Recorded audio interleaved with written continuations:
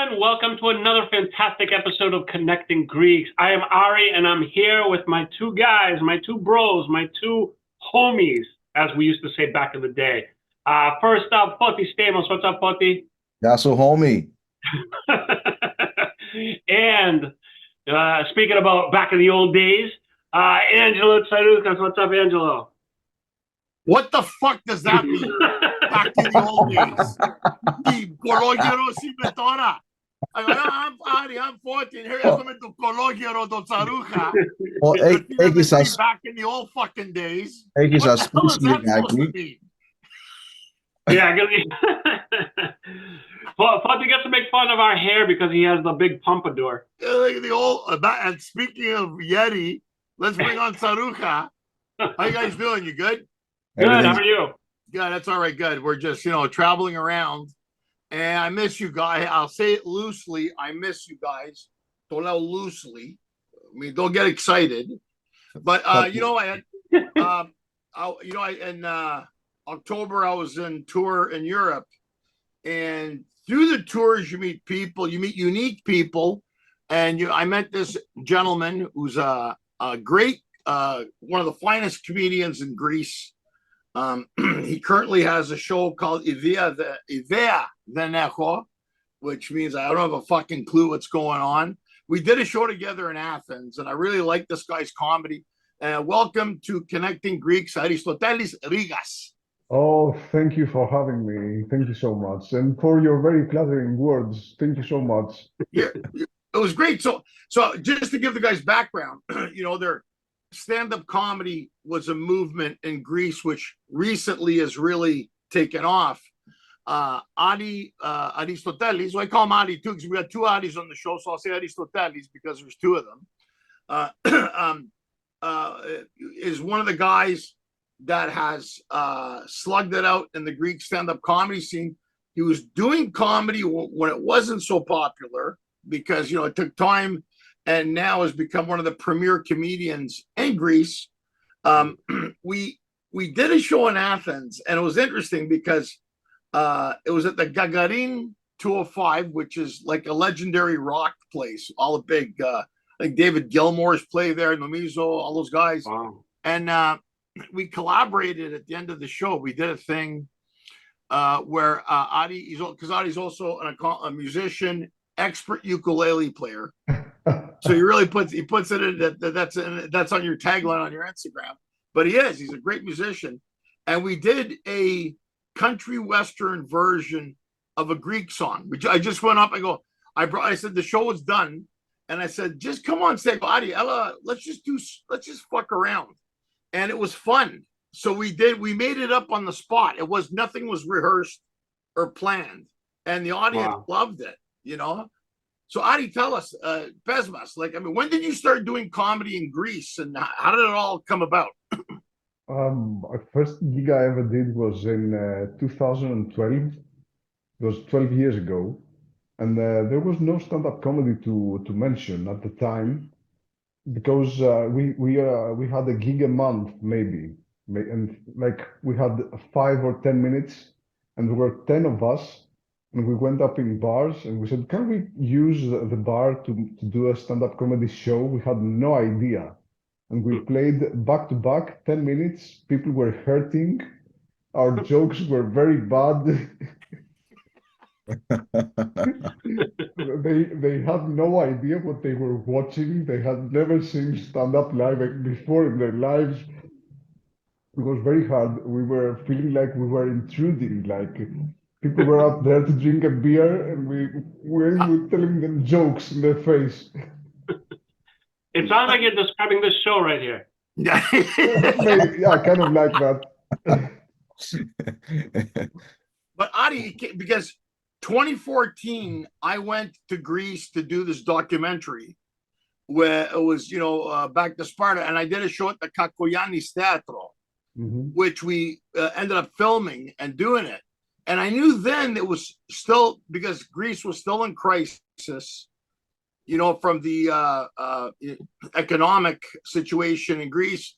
And what I realized, and that's why you were part of that movement, how important is it now, stand-up comedy in Greece? Because now it's very popular. There's a lot of guys like yourself, like Hadzi Pavlo, Fisfi, Tsouvelas, all these guys now. The girl, Chrisa, Katarina Vrana, I don't want to forget the women too. But it's funny, how important is it now? Because I think what I saw going back to Greece, because for me, being born outside of Greece, going back, I realized, like they needed that, and you guys have been so well received. Like, how important is it now, the movement, stand-up comedy movement in Greece, and now how people are viewing you guys now? It's a different scenario. It's changed. I mean, I was in the audience and at 2014. I Oh was wow, there. you were Yeah, there. Okay, yeah. I was there, and Oh wow, it's really different now because now we don't have to explain what we are doing. Like people come to us, we don't surprise people drinking beers no right. more. We've had enough of that. So it's something that people need because they're stressed, because life is very hard in Greece. The economic situation has worsened, and people really receive us very well. They understand that we mean well. We want to make them laugh and enjoy themselves, and that's very useful. They need it. Because here's the thing, Adi and Foot. My view of comedy, anywhere, not just Greece, anywhere in the world, it's the last bastion of truth. Mm-hmm. It's got when you look at media, look at, we just had the American election, like, I mean, and I'm not making it political. I'm just saying comedians speak from experience, observations, whether it's politics, whether it's economics, whatever. And I think when people, there's a underbelly of truth with stand-up comedy, because when you go up there, whether the comedian's talking about his family, whether he's talking, the situation could be anything, like a situation where you're traveling or going to a Greek wedding, a Greek funeral, that doesn't matter. But I think now what I saw, and it makes me happy because there's a great movement in Greece. And this is what's funny about it. If you really look at the origins of stand-up comedy, it started really in the Agora in Greece. Mm-hmm. You know what I'm saying? I mean, the idea of people orating to people, if you think about it. But I think we do have that. We do have a very, very long tradition of people that like to talk and talk and talk. We have that. Yeah, the orating. Yeah. I'm not saying they're funny, Yeah. because No. you ever go to those church things? Πρόεδρος Αρκαδία ήρθα στην Αμερική το 59 με $2 στη τσέπη μου και μια κατσίκα και ξέρεις ήταν δύσκολο η ζωή μου. And he'll fucking talk for 4 hours. Like, let's start the party here, Yeah, it's just every family dinner, like every family, we end up talking one on top of the other just to be able to Yeah. to talk. There's no way you can interrupt the other person. You can't do that. So we end up talking all at the same time. Angelo, you mentioned something I just wanted to kind of add to. Without making it political, I do really believe that comedians are like a very important source of information, because there's right-wing media, there's left-wing media, there's people's biases all over the place, but not every time, but most of the time when there's like a well-known comedian who just wants to be funny, he'll basically take what's going on, give it the real story, but have his funny spin on it. And I fully believe there's a lot of good information coming out of comedy and comedians, and that they have a platform, they have an audience, and I think it's important, and I'm glad they do it. What do you think, Adi? Aristotelis, because it's funny. You see, when I go to Greece, my perspective, and the Greeks know this, is I was born in Canada and I live in America. And now I go to Greece. So they see us, they understand now, more so with the internet, that, okay, these are our cousin, I'm their cousin, their brother from another place. We're connected, ironically, connecting Greeks of Topokano Mesimara, Yeah. connected, but at the same time, they know the differences that we didn't grow up. We had to go to school and work English. Alla Sospiti, che se ecclesia pupiana me Piopoli, which we go to more now, I think, than they even do in Greece, I don't think. but we speak Greek. So, Aristotelis, our parents would send us to Greek school every Saturday.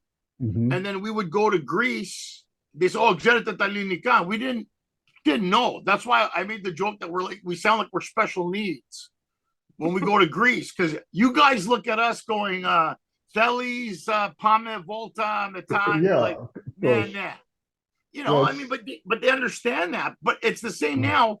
But I think now, for comedians as yourself and others coming now, there's an appreciation now coming to maybe Canada, America, and even Australia, because I think now I think because of the internet, we're closer. Like what we're doing today, the whole world's going to see this podcast, and people are going to know you even more, even us at the same time. And the thing is, I always try to tell people, I say, the importance of comedy.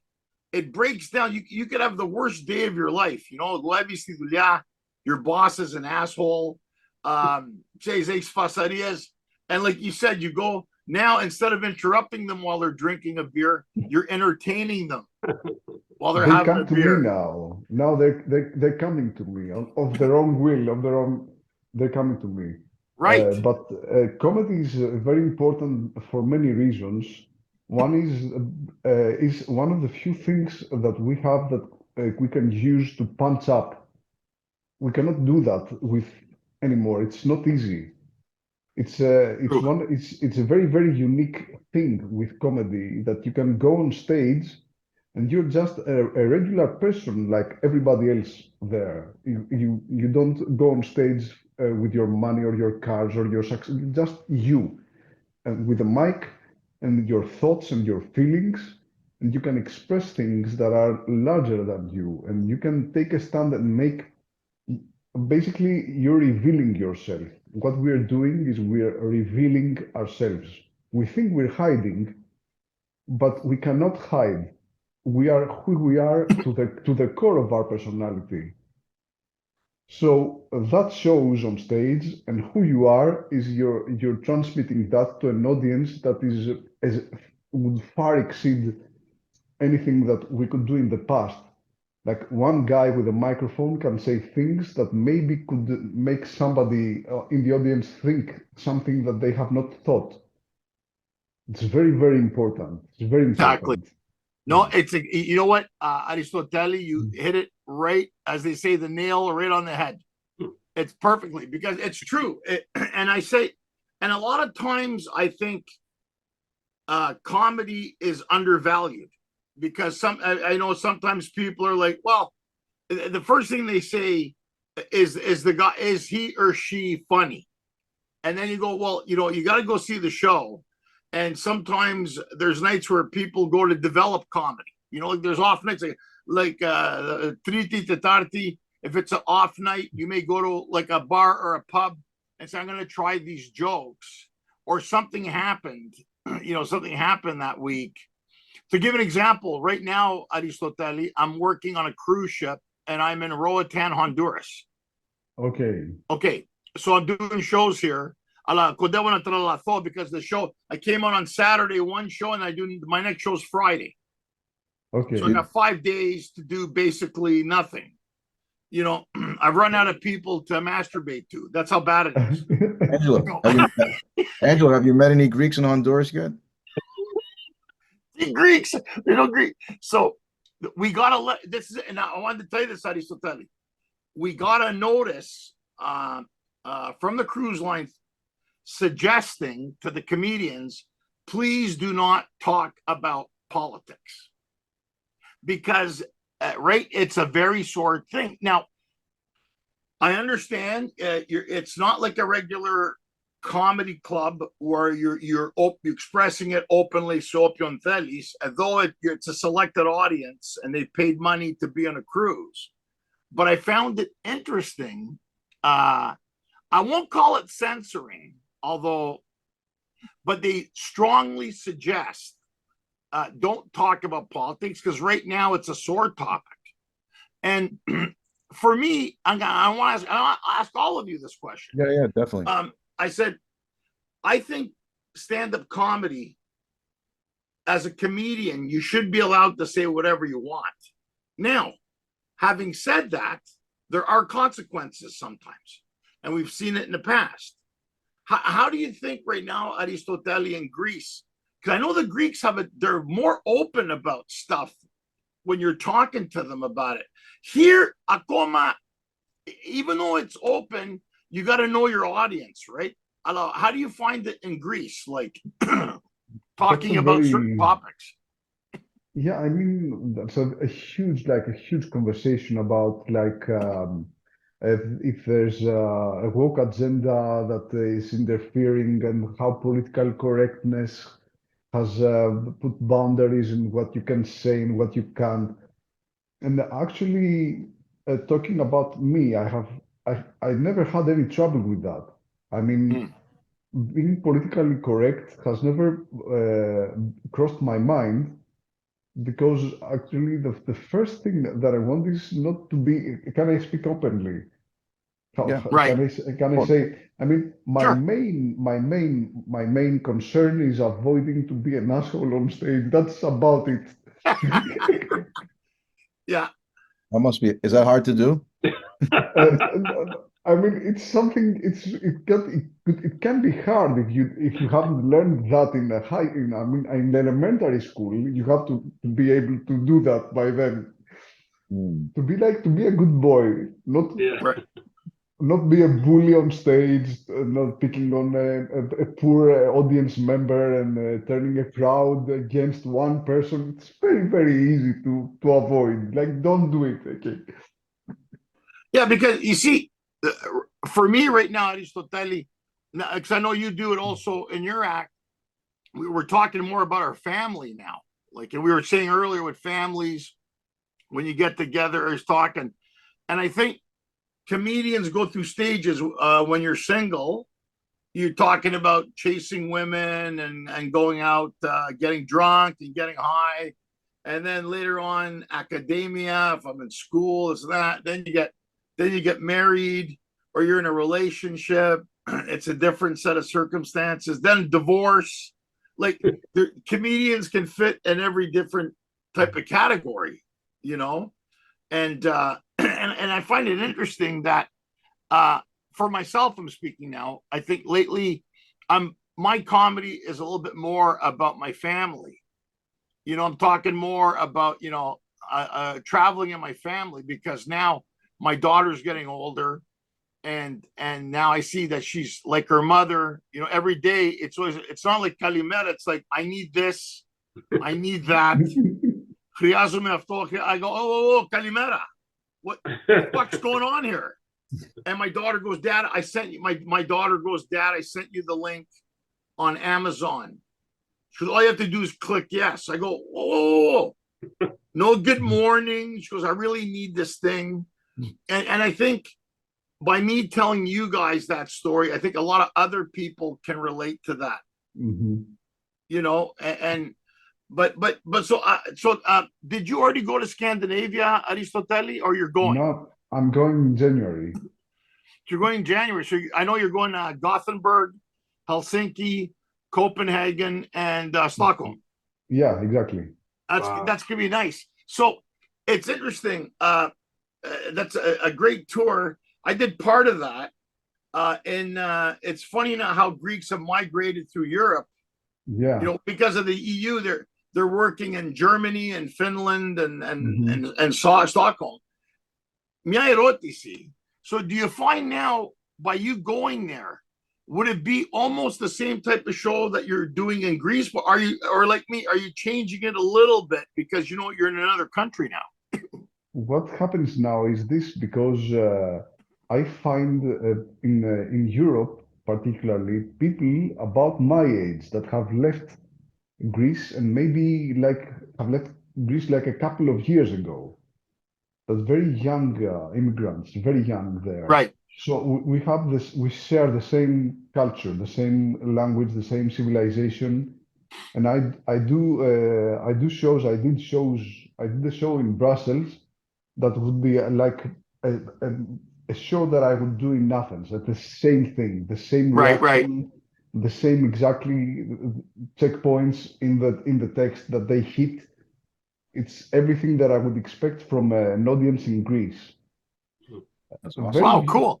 Yeah, very Yeah, very because few it's times have I ever encountered an audience that are people. I went in Bayern in Munich, in and I Germany. did this. Yeah. Yeah, I did a show there, and people there have left Greece in the 80s, in the 70s, in the 60s, and I felt like it felt like I was talking like Finnish to them. Yeah, because see that was my fear going to Greece because I realized okay, they've seen the videos, but they kind of get the character. But I noticed in Europe because you're right, it's a closer demographic, and they have like my father, most of our parents came to America and Canada in the 40s, 50s, and 60s. Milan Penida, Xida Chronia. So the comedy that we would find funny in North America is different than what the Greeks find funny in Greece. Although they understand it, you know, they understand it. But I think you made a good point in the translation. No, I mean Greeks they love American comedy because whatever happens in America, we know that we're on Right. that. At the moment it's out there, we know that. We know all the brand new comics. We know them. So when you come to Greece, what you represent is one of us that made it. You made it. You're there. That's interesting. So the reaction is that we love and admire you, like you're one of us and you're over there. So what we see is a Greek comedian that's living off in the American comedy scene, and that's wonderful because we already know American comedy. True that, because you see, So, the thing, adding to what you're saying, Adi, the one thing I like about Greek audiences, well informed, read, and educated. I mean, it's interesting because I can tell you how many tuvla I do shows for here, and I'll mention things like Canada, like where we're not here. Here's Canada, here's America. It happened to me the other day. The lady after the show said she saw my name Tsarukas. She goes, Tsarukas, is that Russian? I get it. I said, no, it's not Russian, it's Greek. And she goes, well, where's that? I go, in Greece. And I'm not kidding you. She goes to me, is that like South America? kind of. Like, Maybe she had a little too South much. America. Maybe she had a little too much to drink. No, she didn't. She's a tuvla. I hate when people say Vic Saronet, but 40, they don't. I tell them I'm from Canada. They don't have a fucking clue. Half of Canada. They think Edmonton and Montreal is beside each other. So it's funny. What I like about Greek audiences, and I've seen it firsthand, very informed. They do know what's going on in America. They know they still read newspapers in Greece. The audiences are extremely intelligent. And I found that to be a plus. Don't get me wrong, I'm not saying audiences are stupid around the world, but I just find some places you go to, they're not as informed as other places. So like, and you can see, because a joke works if they know the culture of the joke. But if I'm saying, so I was in Ottawa, Canada, so Kefalitus, they're like, oh, fuck, where's that? So they missed the joke. Oh boy. Yeah, I'm telling you. So I- that's why I like Adi made a good point that the fact they can go to Belgium and do the show, and it's just like being in Athens because there's a connection, there's an information highway that's going on. But I think let me ask you this, Aristotelis. Are these things making us dumber in the world? We have more information here, and you can Google a lot. They don't do it. What do you think? I think that because of these things, you can talk to me being in Honduras right now and me having my children asleep in the next room. So I'm not going to blame them. That's true. That's a good point. That's a good point. I like them, but generally speaking, yeah, we do have a very great problem there. Yeah, because look, I see it at the shows. I'll be doing my jokes, and this is what I see, guys. This is what I see. That's so dumb. Put the fucking phone down. Yeah, well, that's a universal problem, Angelo. You know, Yeah, nobody's in the moment. There's nobody in the moment. All they do is record for later. It's like be in the moment. Yeah. Like This we're not. is life. We're more connected. Aristotelis made a good point. We're more connected, yet so disconnected. Because it's like, you know, I'm on the, I got a text. Yeah. Like you can't fucking wait for the show to finish. We do have like an attention deficit disorder that is built through the cell phones. It's coming to us. We have many things that are trying to grab our attention at all the time. So we get tired, we have short attention spans, and people they feel, I mean, what we do, what you do, Angelo, what the comedians do, that's a feat, really, a very hard thing to do, like to make people put away their phones for an hour and a half.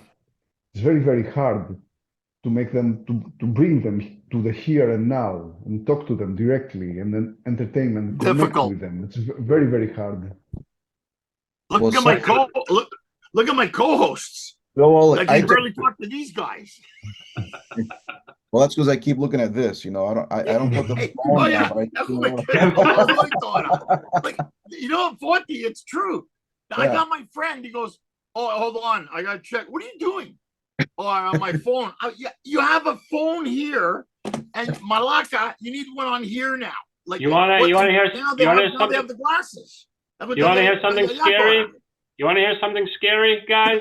Yeah. We don't even have a full generation yet that grew up with phones and tablets. We're still people who knew life without it. Think about the kids who never knew life without it, what they're going to be like. You're not going to be able to have one conversation with these people. And you guys are comedians, so you're going to have to up your game to get these people to listen and to understand and to pay attention. It's like, it's sad. Hey, that's a good point, because our kids' generation will never know anything without the internet. Even your kids, they don't know what it was like to go outside and play. They don't know that. They don't know what it means to without a screen, life without a screen. That's a very, very alien concept. But in fairness to the kids, there's a lot of adults that have more ADD than the children. Yeah. Like I'll talk to my wife and I go, she goes, "What?" I go, I was asking you something. "Oh, I was watching this little puppy. This little puppy." I go, she goes, "Look," she goes, "Honey," she calls me up, she goes, "I want a baby donkey." My wife wants a baby hippopotamus, a baby donkey, and a baby giraffe in our backyard.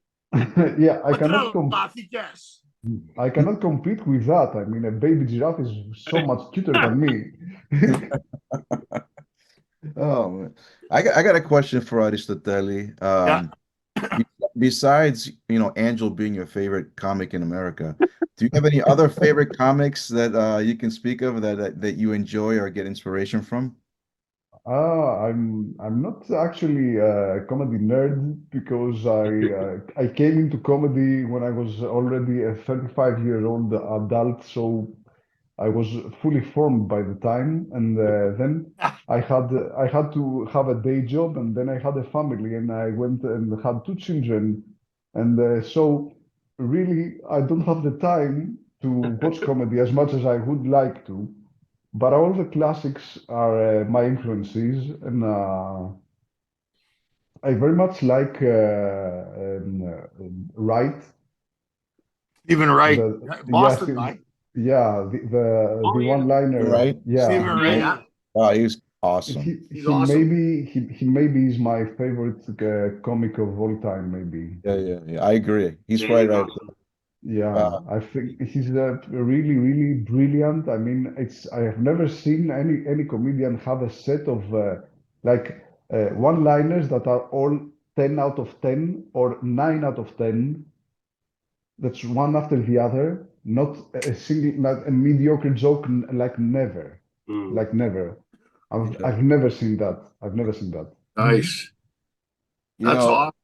Angela, when you sent us the message about having Aristotelis on the show, comic in Greece and so forth, for a second I reflected back and just thinking about when we were growing up as kids in America, and our parents being first generation, and our parents, the only access they had to Greek entertainment was the VHSs, or if someone came to sell videos. And outside of the movies, the classic movies, or the classic comics in movies like Vegos, or the other funny gentleman, Salties. Saldis, there was also the stand-up comic Harry Clean, right? Back in Oh, the Yeah, yeah. day. Yeah, Yeah. for sure. Yeah, and that's what I remembered when you had sent over the information to get Aristotelis on. That, looking back, like, wow, I don't think I know anyone other than Harry Clean since then. yeah. It's a very, very small scene. It's very, Yeah, very it's not. small. And it's funny because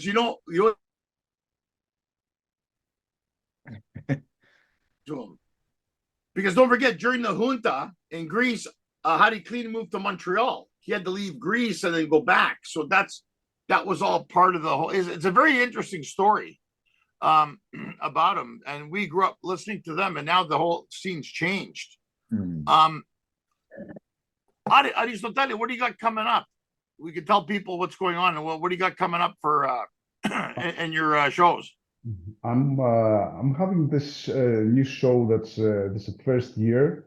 That's called I Have No Idea. You mentioned it, Yeah, and I'm doing this show every Wednesday in Athens, in Exarchia, and then I'm doing a tour or two outside of Athens every month.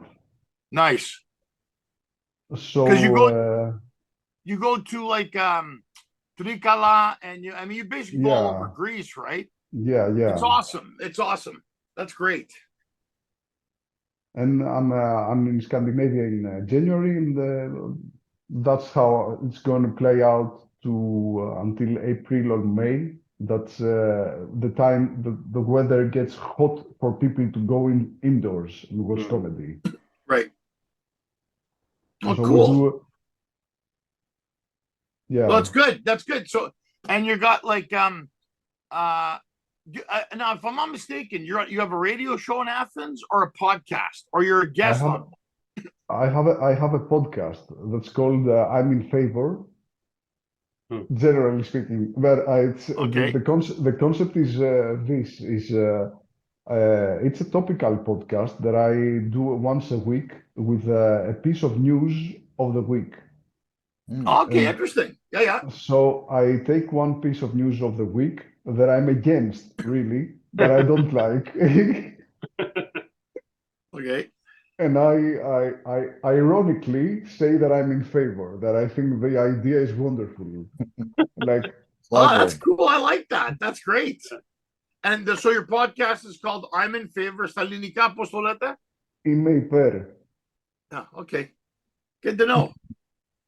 Well, that's wonderful, man. I hope the guys have anything else, man. No, this is great. This is great. I mean, Great. I'm so happy, Aristotelis, you took the time to be on the Connecting Greeks. No, You're let a me tell wonderful you. man. You're a great comedian. I enjoyed working with you, and the world's going to get to know you a little bit better right now. I have to say this, Angelo, that I really what Angelo did was, I have to tell the world now. I'm talking to every listener globally now. I'm going to talk about Angelo.